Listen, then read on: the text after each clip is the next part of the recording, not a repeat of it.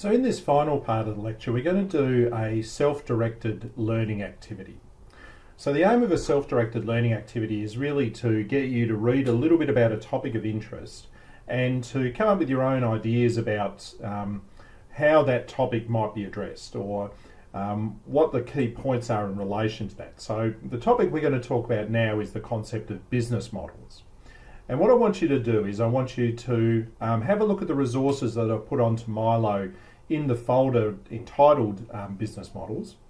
And I want you to look at those things, read through them, have a look at the video that I've put up there about business models.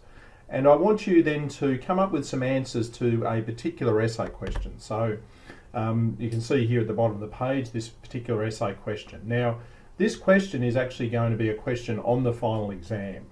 And so, or certainly a question very like this will be on the final exam. So completing this exercise actually helps you to prepare for the final examination.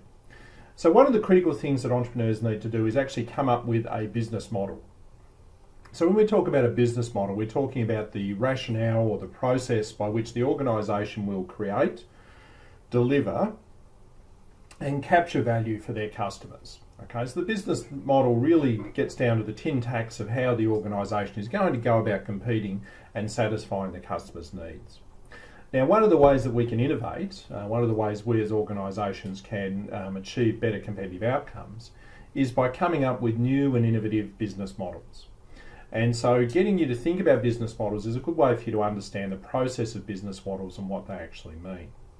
So I've put some resources there. I've given you a question there that you need to address. So I'd encourage you to go and have a look at that. I'm allowing you to submit some suggested one-page answers to that question, so some bullet points about how you'd address it. And I'll provide you with some feedback on that later on in the semester. So if you want to have a look at that self-directed learning activity, that will give you a bit of a good overview of what we mean by business models. All right, so apart from that, I will talk to you all again next time. Bye for now.